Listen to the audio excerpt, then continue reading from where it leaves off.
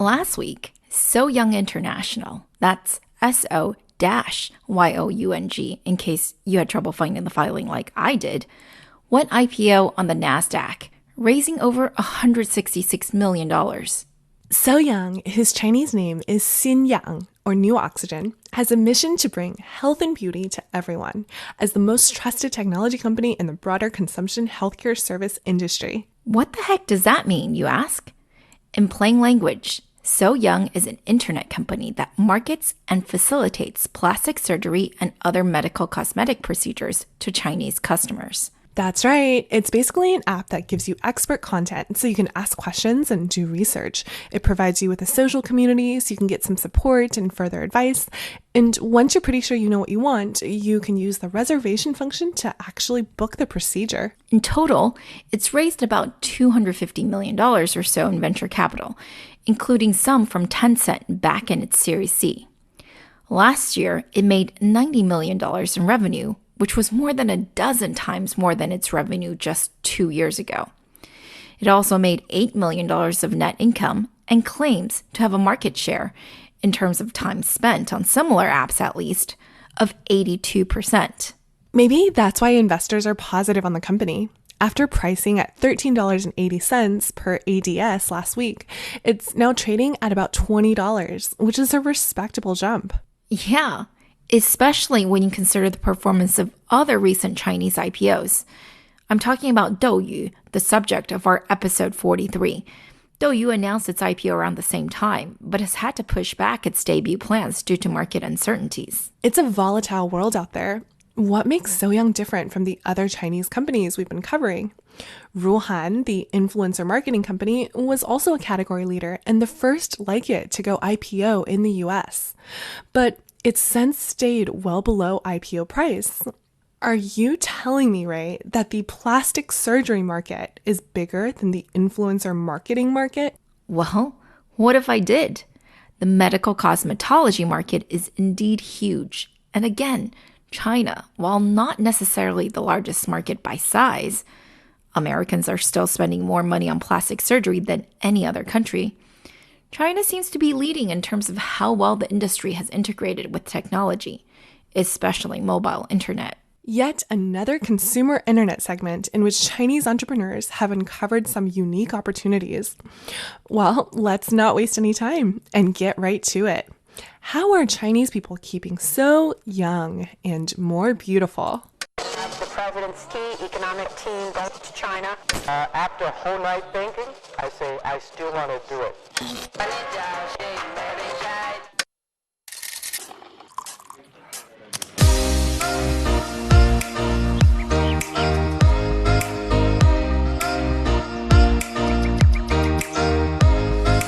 Hi everyone, we are TechBuzz China by Pandaily, powered by the Sinica Podcast Network. We are a bi-weekly podcast focused on giving you a peek into what's buzzing within the tech community in China. We uncover and contextualize unique insights, perspectives, and takeaways on headline tech news that don't always make it into English language coverage, so you can be smarter about the world of China tech. TechBuzz China is a part of pandaily.com, an English language site that tells you everything about China's innovation. I'm one of your two co-hosts, Ray Ma.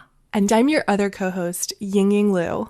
We'd like to acknowledge our partners, Deal Street Asia and SupChina, creator of the Sinica Podcast Network. In addition to TechBuzz, you can also find Sinica, which covers current affairs, new voices on women, the business-oriented China Econ Talk, and the Caixin Sinica Business Brief from China's leading business magazine. Speaking of Deal Street Asia, their annual private equity and venture capital conference, Asia PEVC Summit, is set to take place on the 17th and 18th of September this year. To register, go to their website at dealstreetasia.com. And speaking of conferences, I will be in New York City on Monday, May 20th for the 3rd annual SupChina Women's Conference. Come and listen to top leaders discuss how women are impacting China's tech, business, financial, and consumer trends. See you there.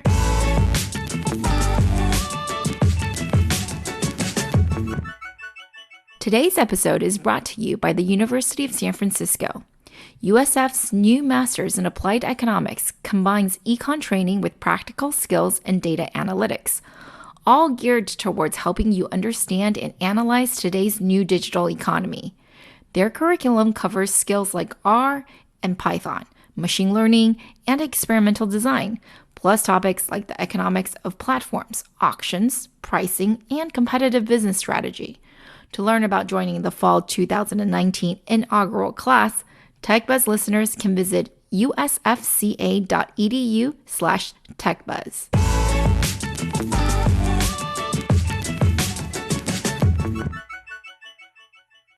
So, I've always known the plastic surgery industry in China is big. But do you have any idea how big, Yingying? Well, Americans spent more than $16.5 billion on plastic surgery and minimally invasive procedures last year. That's from the American Society of Plastic Surgeons, and that includes your usual catalog of nose jobs, boob jobs, tummy tucks, etc., as well as Botox, fillers, and even laser hair removal. According to the International Association of Aesthetic Plastic Surgery, the U.S. has consistently been the country with the most number of surgeries performed. And last year, it was followed by Brazil, Japan, Italy, and Mexico. I was personally a little surprised not to see South Korea on that list, but it does have a smaller population, and these are not per capita numbers. Also, those are not necessarily even the right numbers to look at. I mean, you don't see China in the top 5 either, right? But in So Young's prospectus, research firm Frost & Sullivan apparently thinks the market in China was nearly $18 billion in 2018. Wouldn't that have made it number 1? And not to mention, So Young's own 2018 State of the Industry report pegs the market size in China at an even larger $33 billion. What's going on here? I actually don't know. But the only way this could work is if the quote-unquote medical aesthetic service industry that So Young speaks of includes more than just nose jobs and Botox. It's hard to get an exact definition, but if you take the most popular definition of quote, specialties that focus on improving cosmetic appearance, unquote, which is pretty general indeed, and add to it procedures like permanent makeup or chemical peels, then it makes sense that we can get to that larger market size. Yeah, in Chinese, this field is known as 医疗美容 or 医美, which can also be translated as medical cosmetology, which gets farther and farther away from licensed medicine. Included in this broad category are hair removal, hair transplants, and all kinds of lasers and ultrasound things that might tighten skin, eviscerate fat, brighten your complexion, or whatever else people want done to their bodies. Some of those procedures sound like they are barely more complex than your normal spa treatment these days, which often already use pretty advanced machinery. I mean, I've done laser hair removal, and I wouldn't have thought of it to be remotely in the same category as plastic surgery. But there you go. I guess I'm an eMay client too. Yeah, if we define it this way, then China is already the second largest market in the world, and it's poised to become the first by 2021. Or at least, again, that's what Frost & Sullivan says. And that's the market opportunity CEO and founder Jin Xing saw 6 years ago when he started So Young. Jin Xing, not to be confused with the transgender celebrity in China who has undergone many reconstructive and plastic surgeries, is just turning 40 years old next month and has been a tech geek his whole career, like many of the other founders we covered here on TechBuzz. He began his career as a developer at Tom.com, which is a media platform from Web 1.0 days in China, for those of you who remember. He then tried to start his own company in 2007, but ran head-on into the financial crisis. After that failure, he went to work at Tencent Pay and a social commerce startup before leaving to try his luck at entrepreneurship again by launching SoYoung.com in 2013. According to Jin Xing, plastic surgery is in his blood because it's his mother's profession. His mother actually performed his older sister's double eyelid surgery, although he himself did not undergo any procedures until he started So Young. But one has to dog food one's own product, right? So he began with some face slimming shots and then did some hair transplants, injectable hyaluronic acid, all the while writing about his experiences in his beauty diary on the So Young app and accumulating nearly 500,000 fans. Everyone, by the way, knew that this plastic surgery enthusiast was the founder. It probably helped build user trust. He even agreed to have some of the procedures filmed as part of a popular entrepreneurship documentary. I mean, the guy's a real advocate for medical cosmetology. He wants to normalize the procedures because to many people, it's still not an acceptable way to improve your appearance. Jinxiang thinks it's unfair that if you become prettier through exercise and diet, everyone congratulates you. But if you did it through some medical procedure, then everyone looks down on you. Everyone should have a shot at becoming more beautiful, he thinks. The real problem, according to him, wasn't the procedures. It was the warped market dynamics and information asymmetry that made it expensive, complex, and unsafe to get them done. And that was So Young's mission, or is So Young's mission, to make it less costly, simpler, and safer for users to undergo medical cosmetic procedures. So, has So Young succeeded at this? Well, maybe. It's certainly done okay as a standalone business, and that's because so much of the revenues generated by the medical cosmetology industry is going into customer acquisition. About a quarter of that revenue, in fact. In dollar terms, that means in 2018, $4.6 billion was spent on customer acquisition. And what's great for companies like So Young is that over half of it was spent online last year.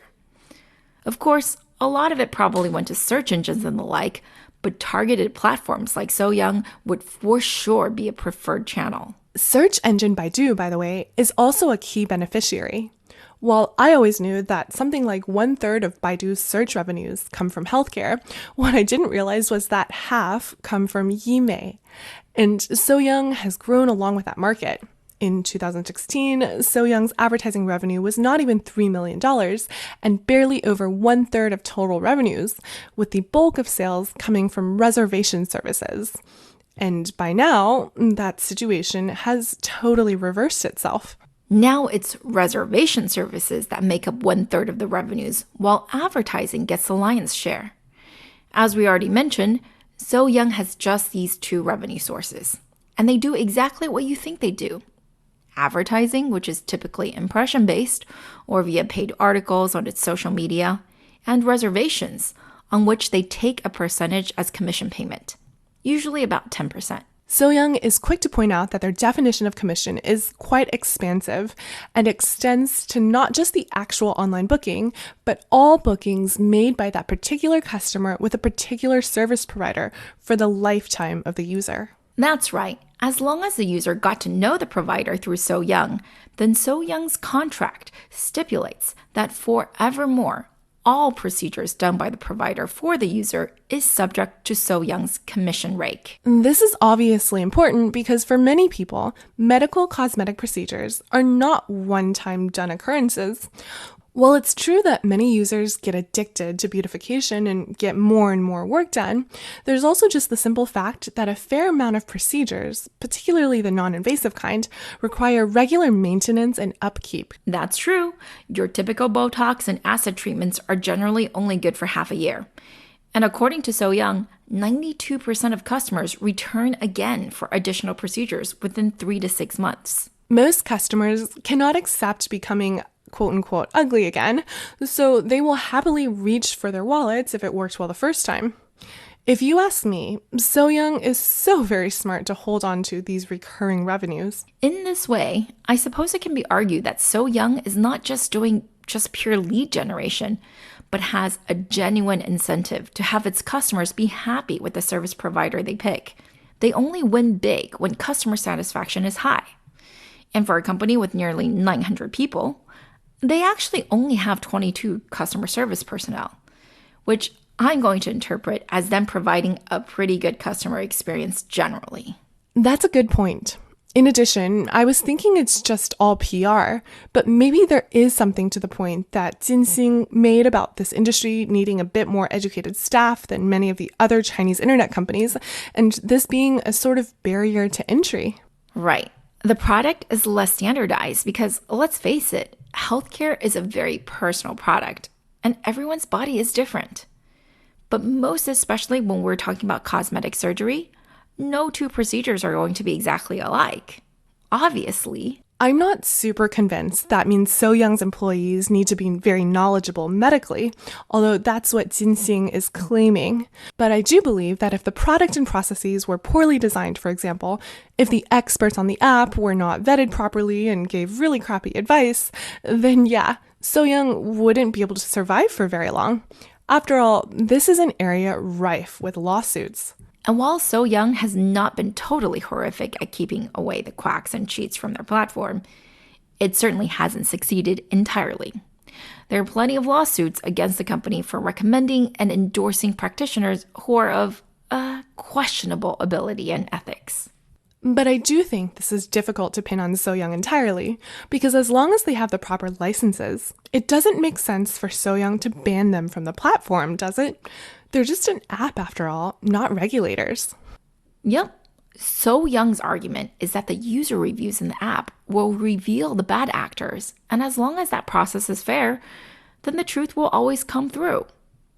Sounds reasonable, unless you're one of the victims of such a clinic, where you come out missing a piece of your face, or looking more like Freddy Krueger than Diane Kruger. Well, going under the knife itself is a huge risk anyway, so I think I'm with So-Young on this issue. But So-Young has many other allegations against it that are far more sinister and harder to shrug off, including many reports of bribery. It's not uncommon to hear of such issues, especially when advertising sales are involved, as we saw in our own deep dive on ByteDance, who suffers from some of the same allegations. So I am not too surprised. There are also other allegations of corruption that we won't bother explaining here, but you can go back to our episode 36 on the risks of doing business in China to get a good sense of what could be happening. What investors might find more worrisome are accusations that the company is faking its data, such as the time when some reporter exposed one So-Young user ID for having gotten 33 nose jobs and for spending over $100,000 per month. That is a pretty crappy job at fraud. 33 nose jobs? Are you kidding me? Of all the procedures to fake, that's the one they chose to fake? Oh my God. But yes, okay, these allegations do not help the So-Young bears, who think that the company's financials are problematic and that the 92% repeat buying rate we cited earlier is way too high. The bears also bring up a good point, which is that if So-Young is doing so well, then why did it need to rush to IPO after raising 3 separate venture rounds over a period of just 9 months last year? Again, we are not auditors here, so we don't know what the truth is either. And it's definitely not rare for Chinese companies, especially those that are growing very quickly, as So-Young has been, to have their numbers come under scrutiny. So take those with a grain of salt. But it's always good to be skeptical. Finally, aside from being accused of faking numbers, So-Young was also hit with a few dozen lawsuits from celebrities who claimed that their image had been used without their permission for marketing purposes.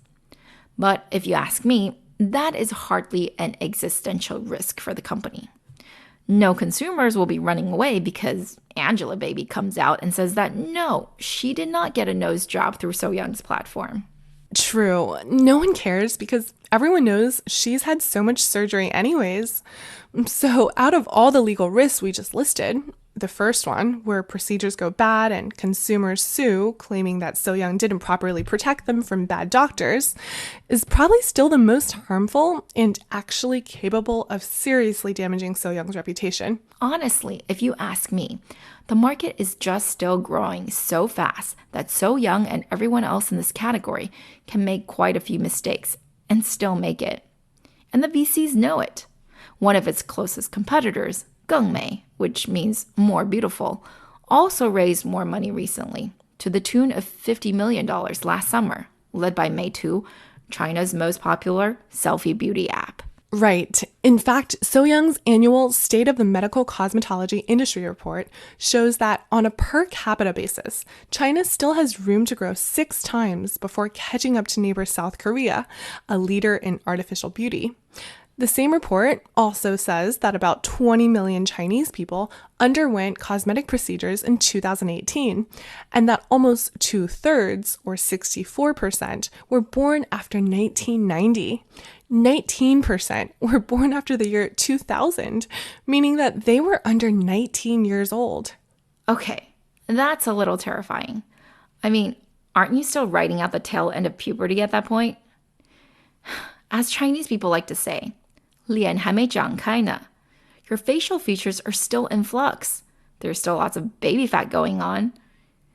It's a bit crazy to me that the percentage of those under 19 getting surgery went up from 15 to 19% in the last 2 years in China.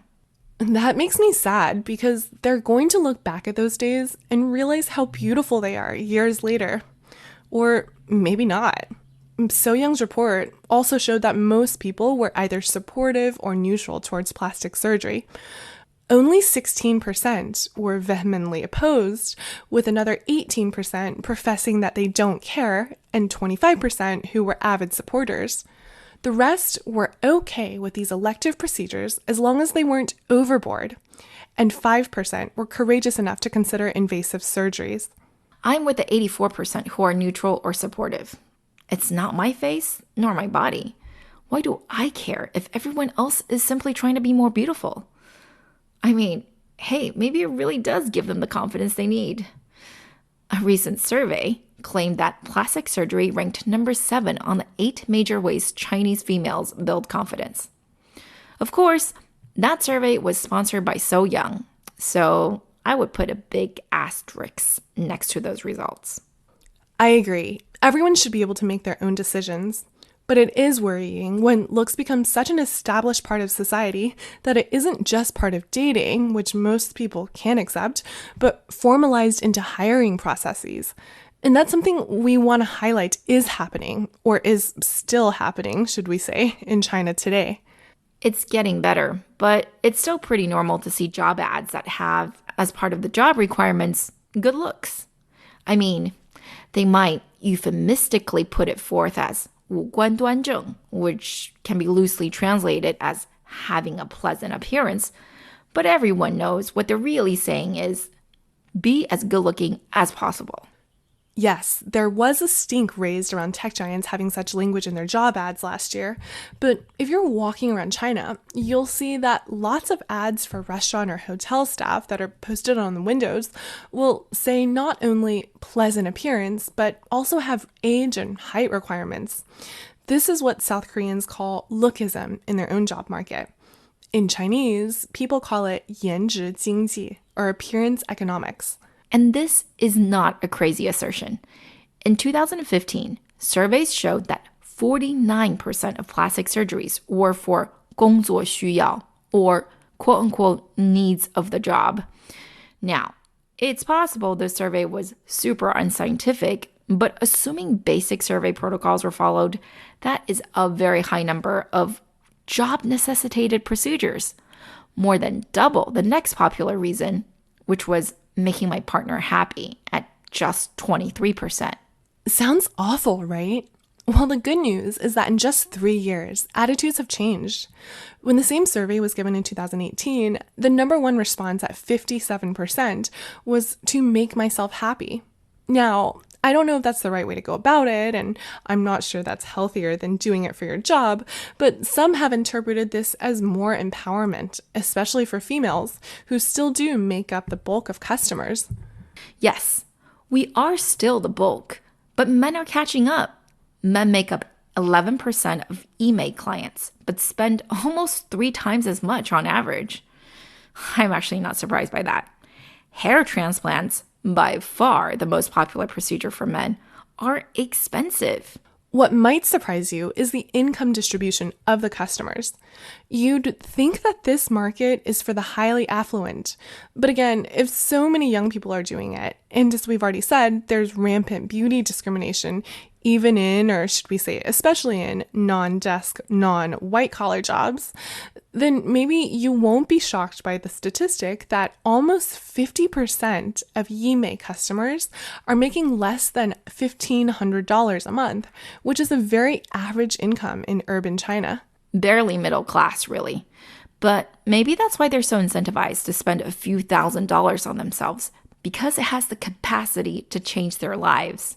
Speaking of changing lives, I do think we should mention that changing my fate is the reason given by 4% of patients in So Young's survey last year, down from 12% in 2015.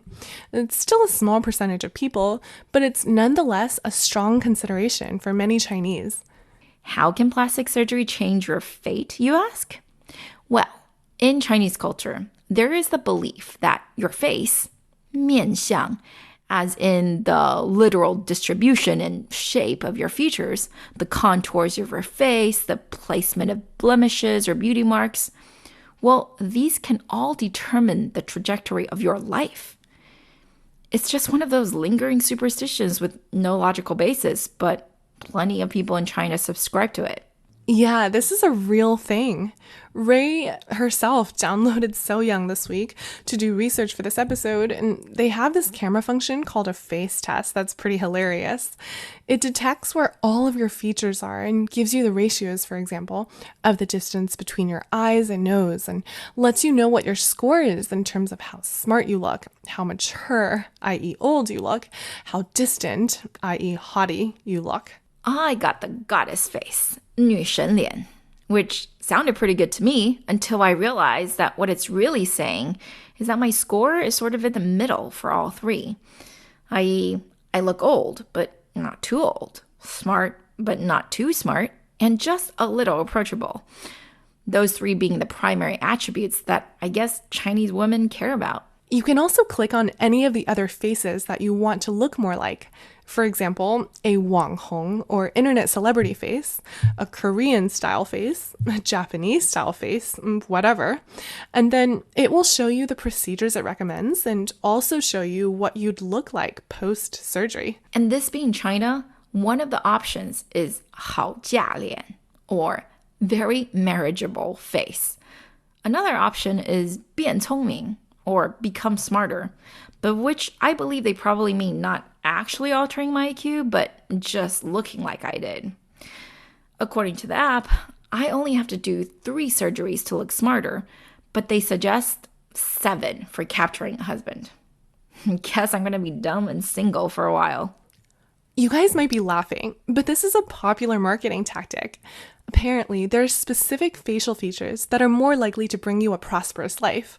Or if you're targeting females, maybe you focus on their partner instead by selling them a Wang Fu Lian, roughly translated as a face that gives your husband a prosperous life. Guo Jingjing, a multi-time Olympic champion diver who married very rich, is well known for having such a face. Her continued good luck in life literally had people going to clinics asking to look like her for good fortune, even though she's not actually considered super attractive. But enough about silly superstitions already. I'm tired of them.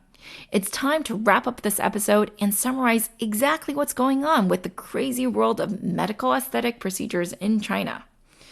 So, what did we learn today, Ying Ying? We learned today that this is a multi-billion, and we're talking about at least an $18 billion market in China alone.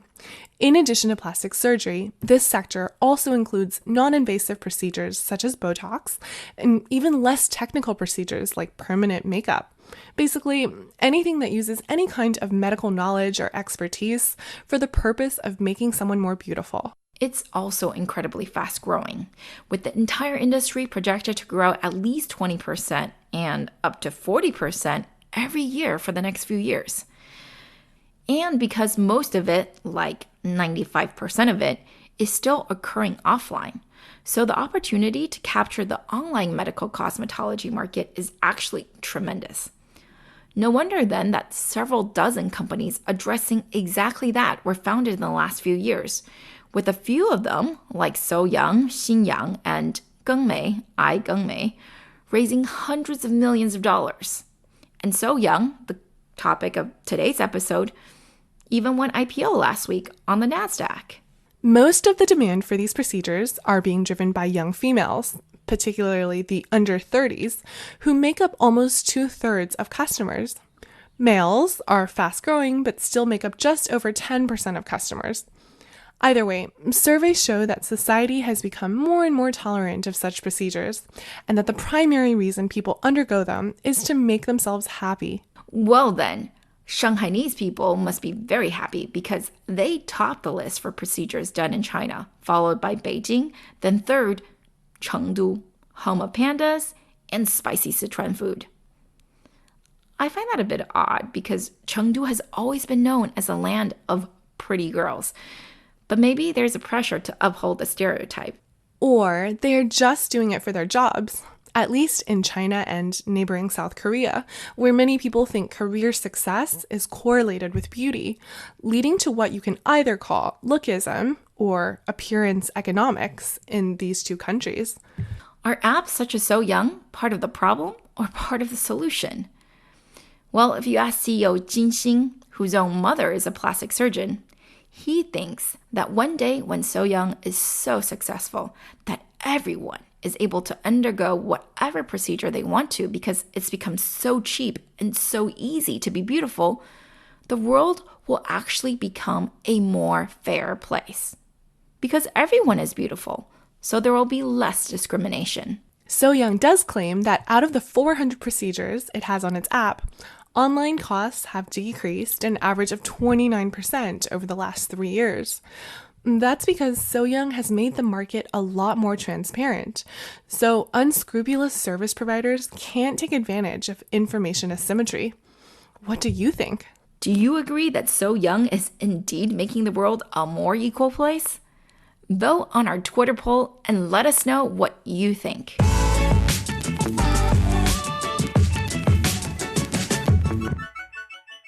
All right, that's all for this week, folks. Thanks for listening. As a reminder, episodes will now be available every other Friday instead of on Wednesdays.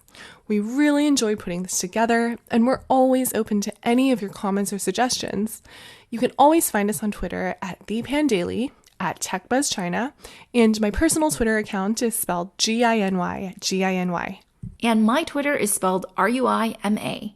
TechBuzz China by Pandaily is powered by the Sinica Podcast Network.